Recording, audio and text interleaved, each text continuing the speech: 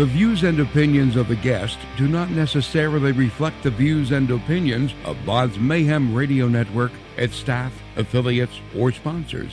Parental discretion is advised. Welcome to BODS Mayhem Radio Network. This is Kevin of City of Tyrants and Ed of City of Tyrants, and you're listening to BODS Mayhem Hour. Woo! Welcome to BODS Mayhem Hour, your source for all hard rock, heavy metal, new metal, alternative, punk, horror punk, hardcore, rock, and all local bands, with your host, John the Bod, a.k.a. the Bodfather. Hey everybody, welcome to BODS Mayhem Hour. I'm your host, John the Bod, a.k.a. the Bodfather.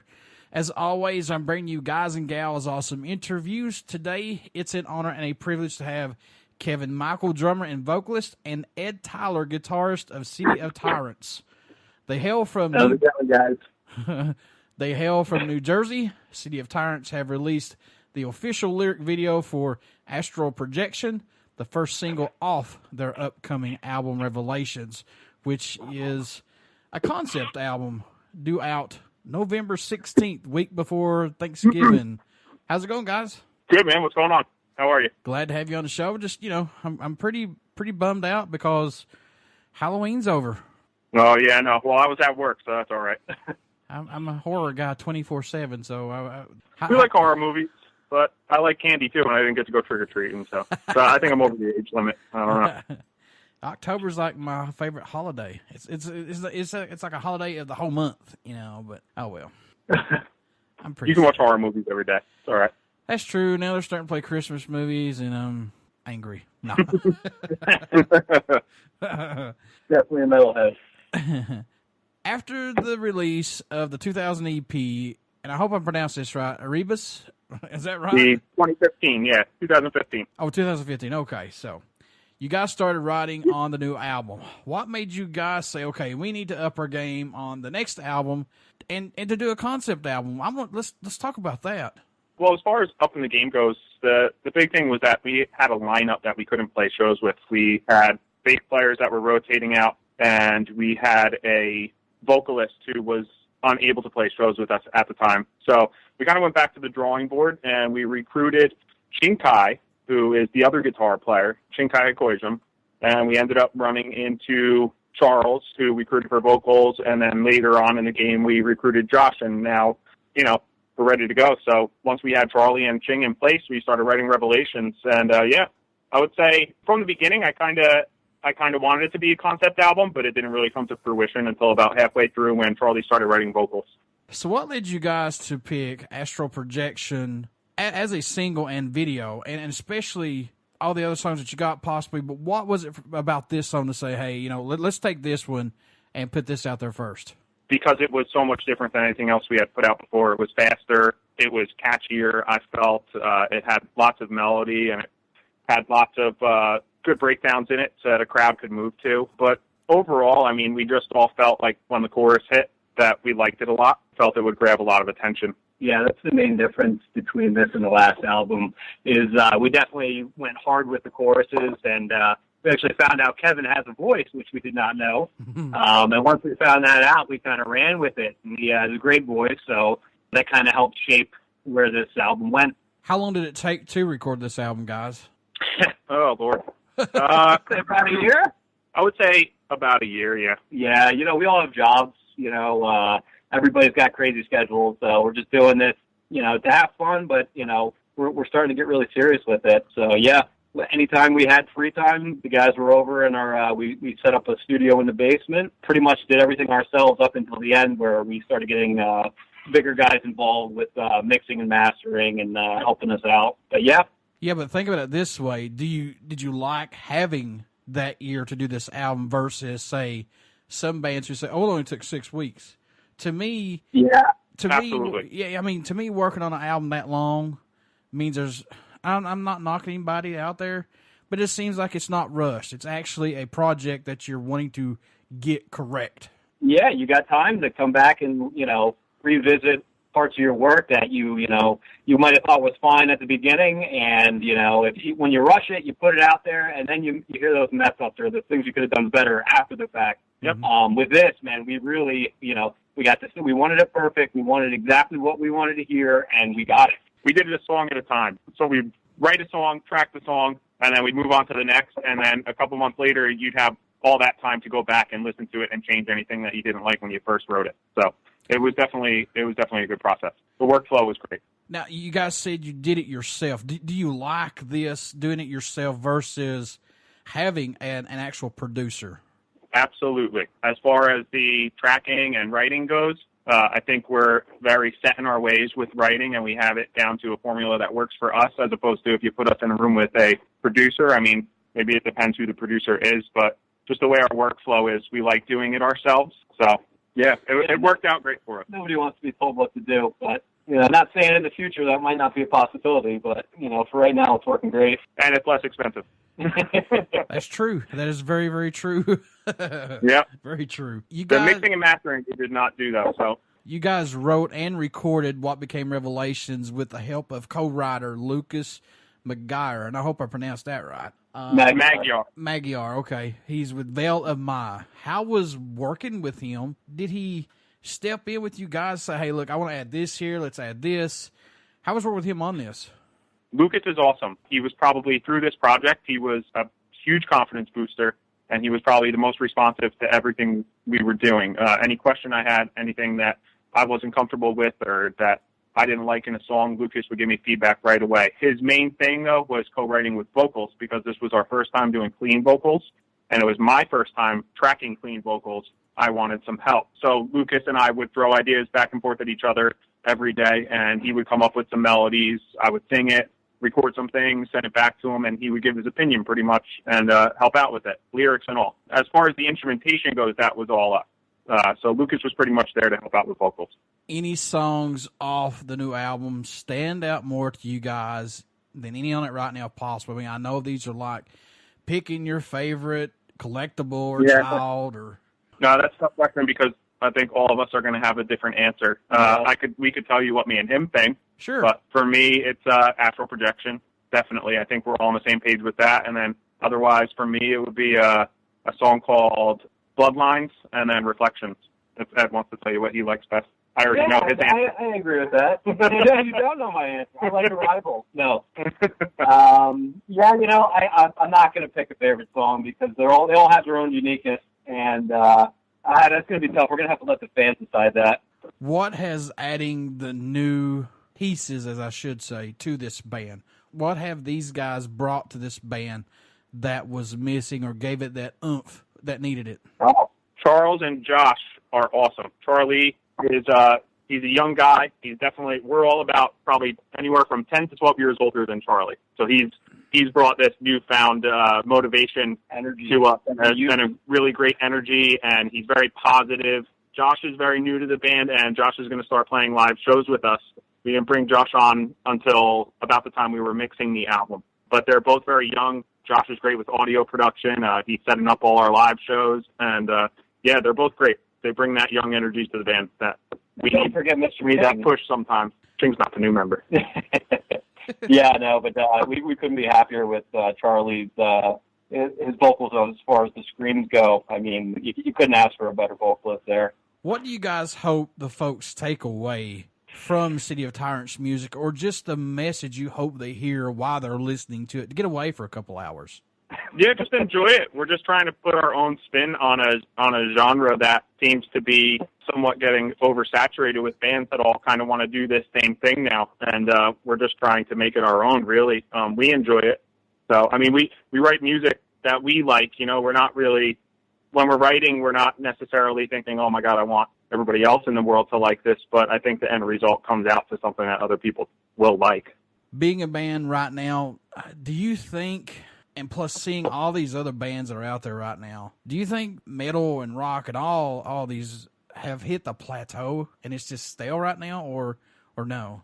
That's a good question. I mean, it's been evolving. I would say, 90s, 2000s were great for metal. I would say bands like Lamb of God really kind of helped elevate our genre to a platform where more people were able to take it in. And, I don't think it's done yet, though. I think with everything going on in society right now, I think metal's needed. I think the guys, and girls that, are angry about something or, feel passionate about something, they need that, that genre. I don't think it's going anywhere. It never has gone anywhere. I would say right now is a good time for metal. Yep. I would say the best things I've heard so far, I'm not knocking any bands out there whatsoever, but I mean just something that's really grabbed my attention here lately, has been Three Headed Snakes, their debut EP, which got 3 songs on it. But I mean, it throws you back to the old school metal ways back in the 80s and 90s. It is very, very awesome. And that's Sin Quirin, the guitarist from Ministry. It's his side project. Huh. So you need to check that. And plus, Slipknot dropped their new song off their new album yesterday, which is not coming out till next year. I mean, I heard it yesterday. Oh, dude. It's so good. I mean, everybody's like, "Oh, it's so heavy. It's so heavy." I mean, Slipknot was my favorite band in 8th grade, so I like everything they put out. I don't ever knock Slipknot. Yeah, they're great writers. Yeah, but it really takes me back because people are like, "It's so heavy. It's so heavy." I'm like, heavy. It's great, but heavy to me is like, oh, I don't know. Everyone has a different opinion of what heavy is. Yeah. So. Yeah. But it's a great song. I mean, I cannot wait for that album to come out because it's going to be, I hope it's going to be really, really great. It should be. Well, yeah, that, and they also put about 5 years between each album, so. Yep. They can definitely type it up. So how much growth musically, guys, have you seen this band and plus yourselves go through up to the release of this album? Or has it just been more of a personal growth for all of you guys involved with this?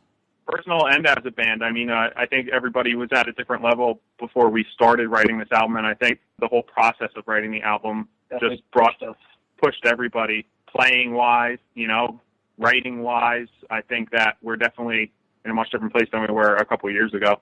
I don't think 2 years ago, if we sat down to write a record, it would have sounded like this. When you guys are getting ready to do an album and you're coming to your studio or however you guys record via home, whatever you record tracks and send to each other, do you guys do anything differently during that writing and recording process to help keep your mind fresh and open to not let the music get stale and have some new ideas? Lots of Indian food and Chinese food. We like food. Lots of breaks. We take a lot of breaks. We watch a lot of The Office on Netflix. And to keep a fresh mind. But I don't know if that answers your question. But I don't know if that's a good answer. But I mean, we always try to bring in new ideas. I mean, a few of us definitely like to listen to a lot of jazz. Our guitar player Ching is from India, so he's got a very, very diverse and cultured knowledge of music. He listens to everything from Indian polymeter music to jazz to fusion. I mean, so we've got a lot of different backgrounds here, and it's not metal all the time, So we try to keep the ideas fresh. What can fans expect at a show from City of Tyrants who have not got to see you guys live as of yet? Charlie might hurt you. Yeah, I think Charlie's going to be a surprise. Charlie, don't be surprised if Charlie hits you in the face or anything like that, because I think it'll be. He might bite a bat's head off. You never know. The guy's crazy. We never know. That guy's just a crazy one. We're expecting the shows to be a lot of fun, man, and we just want everybody else to enjoy it. We're putting a lot of time into our setup, and we're making sure that what you hear on the album is what you're going to hear live. Do you guys like this digital era of recording albums to get music out quicker? And plus, now we got social media to reach out to more fans to help you guys and other bands out who have not got to hear your guys' music as of yet. Do you like this? Yeah, it's definitely helping. I mean, there's a lot more people are able to get their ideas out there that couldn't have done it before. It is saturating the market, but at the same time, you're discovering people that you would have never discovered before. I mean, when I first started recording, we were recording on tapes, you stop and you restart and we had to record in a big studio, now with all this, you can literally have, laptop set up. Bedroom producers. It's unbelievable the quality you can get on your own, or with minimal budget these days. So I think anything that, helps artists write and get their stuff out there is a good thing. So I wouldn't say there's anything wrong with it. Yeah, marketing is a whole nother thing. That's definitely difficult. So. Yeah, I remember having some interviews with guys who have done the 2-inch tape and things like that, and they're like, man, it's a nightmare. You have to take pictures and come back in and try to set everything up the way it was. And I was like, it was fun, it was a great experience, but I would never do that again. Oh, man. What does City of Tyrants bring to the table for music, guys, that's not out there right now, if anything, possibly? That's not out there right now. I think right now our advantage is vocal-wise. I don't think our clean vocals sound a lot like the other clean vocalists in the genre, and I think that Charlie sounds different than some of the guys that are out there right now, and I think that helps a lot. As far as the writing goes, man, like I said, we didn't write it to sound different to please everybody out there that listens to it, to make it seem like we were better than anyone or some brand new thing in the genre. We just wrote what we liked, and that was it. What about local support? How much local support do you guys get via venues and plus airplay right now? We'll find out when we start playing the album live in a couple months. So, yeah, we've got to play these songs. We have yet to play the songs live, so okay. Check back in 2 months. Okay. All right, good deal. So what made you guys want to become musicians? What was that spark for each of you, possibly? Oh, Lord. You want to go through it? I'll try and keep this one short and sweet. I was probably in 5th or 6th grade. I was 11 or 12. I wasn't playing sports or anything like that, and I heard Master of Puppets for the first time. Right after I heard Master of Puppets, I made my parents buy me the albums, and they got me Ride the Lightning, and I got a drum set right after that, and that was it, man. I mean, I loved metal, and that was a way for me to stand out, and I kind of picked up on drums very naturally, and I just loved it right away, and that was it, man, and I've been playing ever since. I mean, I never stopped playing, so his story's probably similar. Yeah, I picked up in a grade school band. I played the clarinet, actually, and then some violin. And one day I had my violin. I sucked at it. I was really terrible. And I picked it up like a guitar, and I started plucking away at it. And I was like, this is so much more comfortable. And then what really got me into heavy metal was Fear Factory, actually. Just the triplets those guys were throwing out really got me going. So, yeah, I'd say that's what got me down this path. When you said Master of Puppets, man, my heart swelled. I'm a Pantera guy, sorry. Fucking Master of Puppets is timeless. Pantera has great material too, but Metallica's early work is just, you can't. Domination, Pantera all day long. Yes, sir. Well, the reason you can't beat Metallica. The reason Master of Puppets for me is that album saved my life. So I'll just leave it at that, because my dad was very sick at the time, and I was in high school, going back and forth to the hospital and spending weekends, and me and Mom taking shifts back and forth. That album holds a very dark and special place for me. I guess I hope that, it's kind of crazy, comment to say, but it does. It's kind of that's what music does. That's the beauty of it. Yeah, it honestly saved my life, and I owe those guys a hug and a handshake for sure if I ever get to meet them. So that album, and plus Orion. That song right there is what saved my life one night. Yep. And, the whole album's a masterpiece, man. It sure is. Oh, my God. I mean, every anger and everything I needed to say was said on that album, every song. Yeah, absolutely. Same here, man. All right, enough of me babbling. Let's get back to this. So, guys, you said this album's not coming out until this month, November 16th. You haven't done any shows, haven't played anything live as of yet with this. How can folks stay in touch with you guys, buy this new album, tour dates when you guys do this and everything? How can they do that? Okay, we're on Facebook, we're on Instagram, we're on Twitter. Facebook's probably the best place to be. If you follow us on there, you'll definitely get every update real quick. Astral Projection right now is everywhere. So if you want to use YouTube to listen to it, you can. It's on Spotify. It's actually on a couple of playlists featured right now on Spotify as well. It's on Underground Metal, and it is on Metalcore Forever playlist on Spotify. Otherwise, if you have Apple Music and whatnot, you can get it there. If you want to buy it or pre-order Revelations, it's on all the same platforms for pre-order as well. So you can pre-order on iTunes, you can pre-order on Google Play, and you can pre-save it on Spotify. Before I let you gentlemen go, would you care to do a promo for the show right fast? Sure. This is Kevin of City of Tyrants. And Ed of City of Tyrants. And you're listening to BODS Mayhem Hour. Woo!